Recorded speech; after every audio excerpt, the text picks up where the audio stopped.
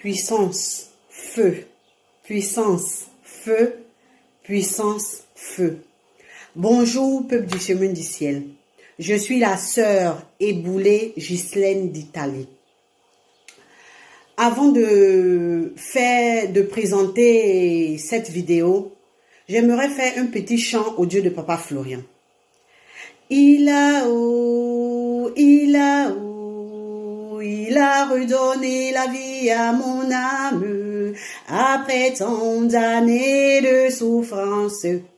Christ a redonné la vie à mon âme. Il a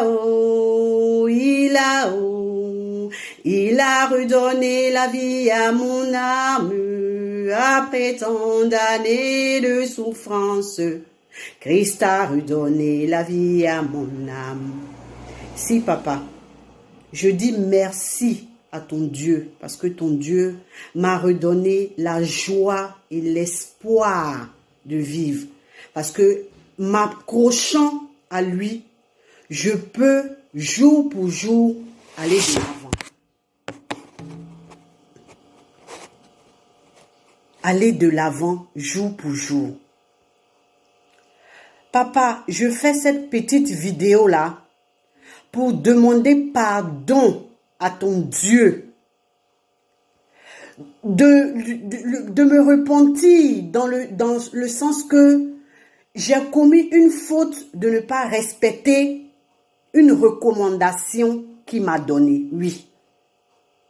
Je demande pardon au Dieu de Papa Florian à travers cette vidéo. Et je me repens encore une fois de ne pas avoir respecté la recommandation à laquelle ce Dieu-là m'a donné, parce qu'il a dû m'interpeller une seconde fois dans un second songe. Donc, papa, vraiment, je demande pardon, je m'accroche au pan de ta soutane, je m'accroche à tes pieds et je te demande pardon. Et je demande pardon à ton Dieu qui fait tant pour moi. Rapidement, je vais vous expliquer en synthèse les 3 songes que j'ai eus et exhorter mes frères et mes sœurs qui se trouvent sûrement dans la situation dans laquelle moi je suis à ne pas faire comme moi. Les 3 songes, le premier songe, je l'ai eu le 31 mai. Quand je me suis réveillée de ce songe, il était 7h30 du matin. Et le premier songe du 31 mai, c'est comme si je marchais et je rentre dans un endroit, on me propose de travailler. J'accepte de travailler et le travail consiste à faire le ménage. Donc, je rentre dans la maison de la personne, je me mets tout de suite à travailler. Faire le ménage, c'est quoi? C'est balayer, c'est dépoussiérer, c'est essuyer, c'est nettoyer et c'est laver correctement la maison dans laquelle je me trouve. La tâche que je fais sans problème. Et je finis, il y a une dame qui se présente devant moi et cette dame me dit non, que j'ai travaillé pour elle et qu'elle est venue me payer. Je tique un peu parce que cette dame-là, c'est effectivement la compagne d'un grand artiste qui est décédé il y a 1 an. Et cette dernière, elle me règle, elle me donne une somme de 85 €. Je prends cet argent et je sors, je m'en vais. J'ai fait quelques pas, j'arrive encore, j'ai une autre proposition encore de travail qui consiste encore à venir faire toujours le ménage dans la maison de la personne. Ce que je fais toujours, balayer, dépoussiérer, nettoyer, laver. Je finis, la personne aussi me paye 90 €. Je prends les sous et je vais. Marchant devant moi là-bas, je vois une scène très loin, mais c'est comme si je vois tout ce qui se passe. Il y a mon fils, un de ses amis, et puis un vieillard. Et je vois le vieillard qui enlève son portefeuille, et de son portefeuille, il enlève de l'argent qu'il remet à mon fils. Et quand il a remis l'argent à mon fils a couru. Il est venu vers moi, et puis il m'a remis l'argent. C'était une somme de 50 € que mon fils m'a remis. Donc j'ai pris les 50 € et je me suis arrêtée, je me suis fait une demande. Je me dis, mais attends, tout cet argent-là, c'est pourquoi? Tout l'argent que j'ai en main, tout ça là, mais ça sert à quoi? Pourquoi j'ai cet argent-là? Et il y a une voix à côté qui me dit, l'argent que tu as reçu là, la part que tu dois donner au Dieu de Papa Florian, c'est 260 €. Et je me réveille. Je prends note de ça, je mets dans le cahier et je laisse là-bas. Le second songe encore qui va m'interpeller, je le fais. Je vous ai dit que ce premier songe, je l'ai fait le 31 mai. Le deuxième songe qui m'interpelle, je le fais le 8 juin. Et dans ce songe du 8 juin là, quand je me réveille de ce songe-là, il est minuit 39 du matin. Oui, je me rappelle très bien. Minuit 39 du matin. Et le second songe, là même, je n'obéis pas quoi. Je vous l'explique brièvement. C'est comme si je suis là avec mon mari, il y a une voiture qui nous dépasse. La voiture revient en arrière et le monsieur qui est dans la voiture demande à vouloir me parler. Moi, je refuse catégoriquement parce que je ne le connais pas. Je dis non, qu'il n'a qu'à attendre que quand mon mari va finir, puisque mon mari est au téléphone, quand mon mari va finir avec lui, il va finir de parler, au téléphone, il va parler avec lui. Le monsieur insiste, mais moi, je ne veux pas parler avec lui parce que je ne le connais pas, je ne sais pas qui il est, je ne veux pas m'approcher de lui.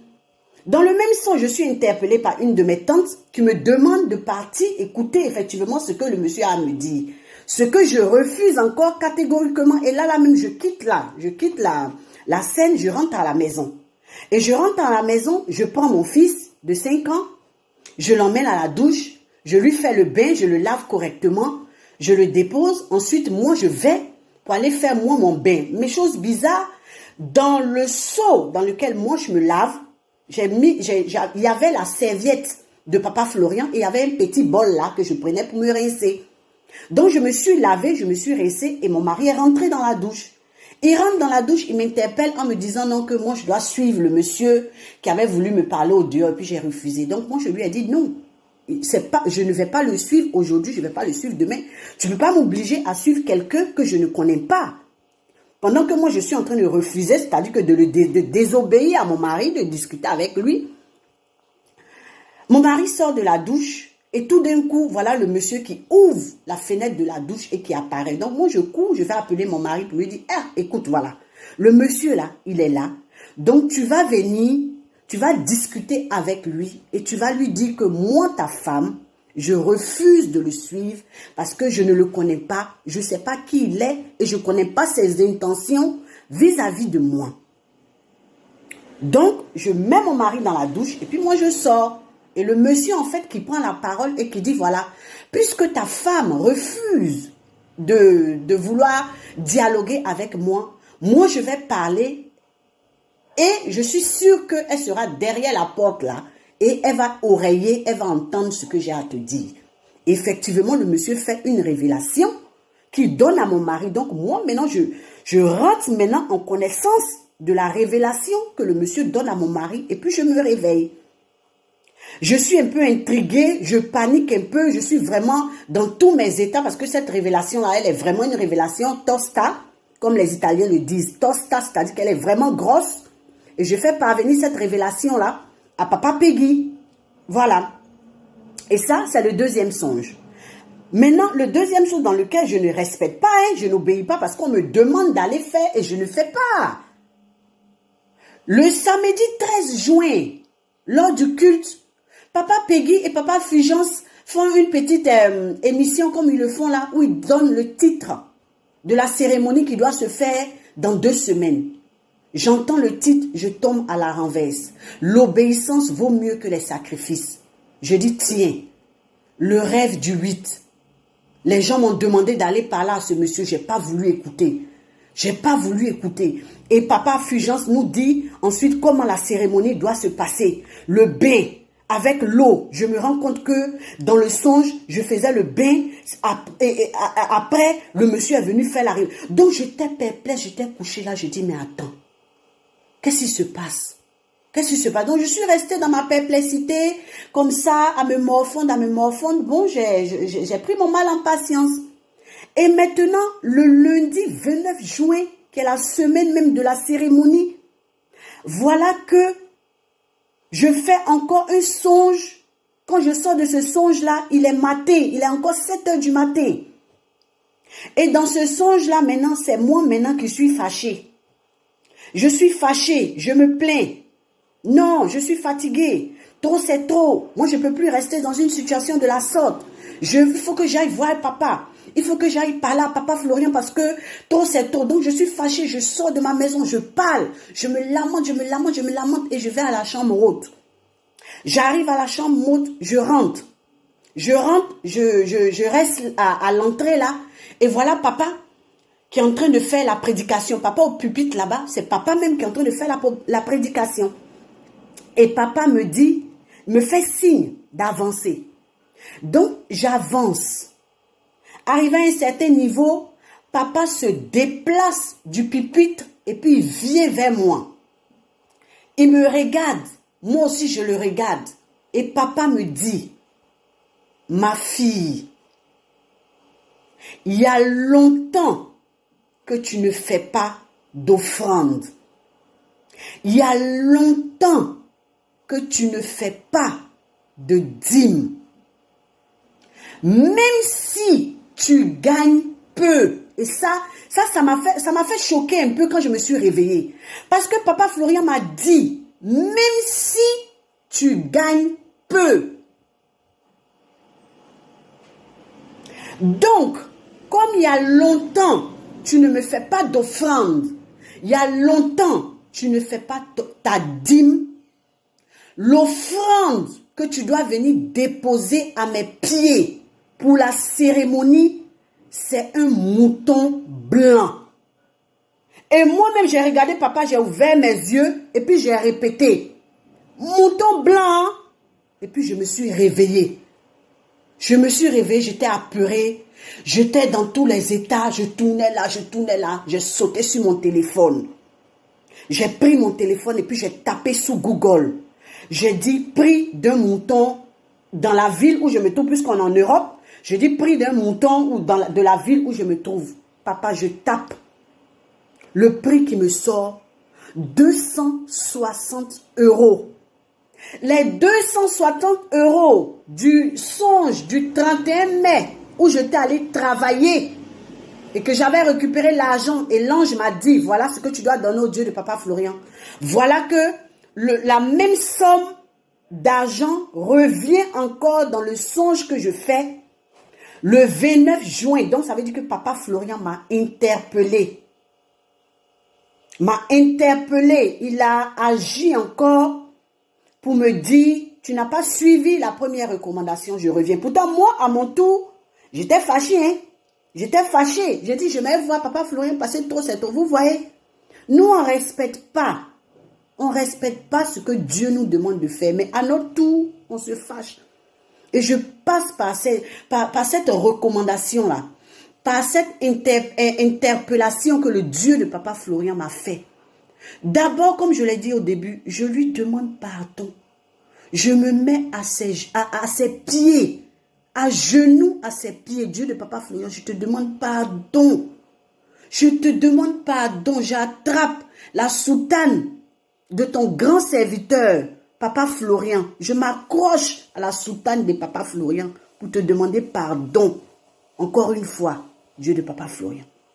Et j'en profite de ça pour exhorter mes frères et mes sœurs qui se trouvent dans la même situation que moi, comme je l'ai dit. Vous voyez, papa, le Dieu de papa Florian me dit, même si tu gagnes peu, même si tu gagnes peu, papa Florian m'a répété ça, même si tu gagnes peu.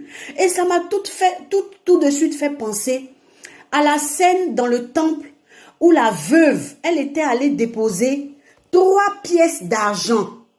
Et Jésus, il a dit quoi? Il a dit en vérité, je vous le dis, que cette dame-là, elle a déposé plus que ce que les autres ont déposé. Pour dire que quoi? Malgré ce qu'on gagne, même si c'est peu, j'ai compris que je dois toujours penser dans le peu que Dieu me donne. Je dois toujours penser à mettre quelque chose dans sa maison. Parce que c'est une recommandation aussi qu'il nous a fait dans le livre de Malachie. De cette façon, on le mettra à l'épreuve. Donc, je passe par cette petite vidéo-là, Dieu de papa Florian. Papa, je te demande pardon. Je demande pardon à ton Dieu. Je n'ai pas obéi. Sinon, je n'ai pas obéi à l'instant où il m'avait dit de faire cette offrande-là. J'ai attendu qu'il m'interpelle encore une deuxième fois. Mes frères et mes sœurs, ne le faisons pas. Ce que le Dieu de Papa Florian fait pour nous, c'est beaucoup et c'est grand. Déjà même le fait de nous donner, comme le dit le bishop Fulgence, de se réveiller matin et d'avoir le souffle de vie, c'est un grand don que le Dieu de Papa Florian nous fait. À plus forte raison, c'est qu'il nous demande.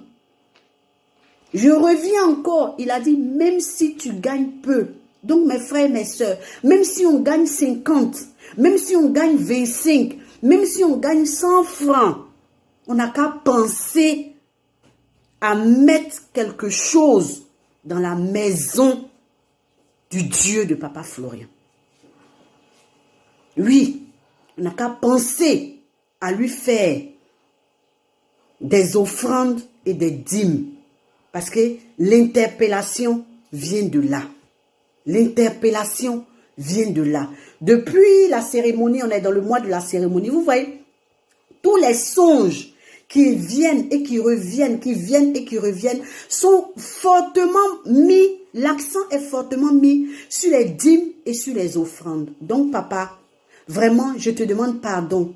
Je demande pardon à ton Dieu et j'exhorte tous mes frères et sœurs à contribuer, même si cela est minime, parce que le Dieu de Papa Florian m'a dit, je répète encore, même si tu gagnes peu, pensons à investir dans la maison de Dieu. C'était là ma petite exhortation et le pardon que je demandais au Dieu de Papa Florian. Papa Peggy, big up à toi, big up à toute l'équipe du chemin du ciel et que le Dieu de Papa Florian continue toujours de nous fortifier et de nous accompagner. Amen.